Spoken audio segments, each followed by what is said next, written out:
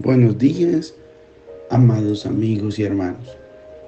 En esta maravillosa mañana de 6 de marzo de 2024, me permito impartir un mensaje fundamentado bíblicamente en segunda carta del apóstol Pablo a Timoteo, capítulo 2 y versículo 1.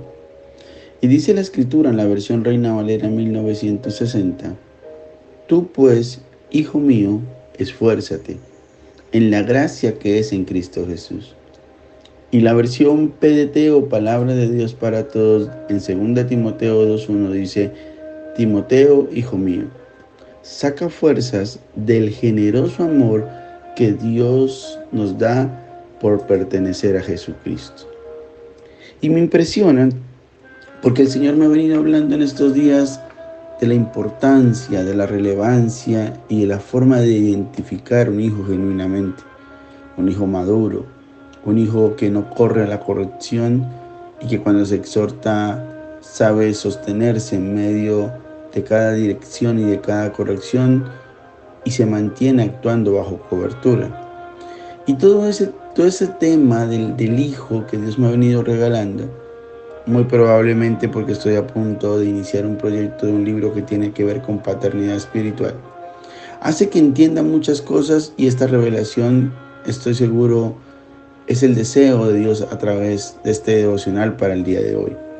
Porque Pablo comenzó con la primera figura retórica. En 2 Timoteo 2:1 dice: Tú pues, hijo mío. Ahora, es importante aclarar que Timoteo no era hijo de Pablo desde un punto de vista físico. Era su hijo espiritual. Y su hijo espiritual en el sentido en que fue bajo el ministerio de Pablo que este joven llamado Timoteo se volvió a Cristo. Un hijo de Dios nace en la familia de Dios por medio de su fe en Cristo. Por eso el apóstol Pedro, por allá en su primera carta, si la mente no me engaña, en el capítulo 1 y verso 23 de la primera carta de Pedro dice: Pues habéis renacido no de la simiente corruptible, sino incorruptible, por la palabra de Dios que vive y permanece para siempre. Así que Timoteo pertenecía a la familia de Dios, era un hijo de Dios. Por esa misma razón, Pablo le dijo estas palabras a Timoteo. Hay que revisar la profundidad de esta revelación. Pablo le dice a Timoteo que se fortalezca en la gracia que es en Cristo Jesús. Dice: esfuérzate en la gracia que es en Cristo Jesús. Versículo 1 del capítulo 2 de 2 Timoteo. Es importante entender esto, porque si usted y yo creemos que podemos reunirnos o reunir todo el valor que tengamos y salir a vivir la vida cristiana por nuestra cuenta, nos vamos a llevar una gran desilusión.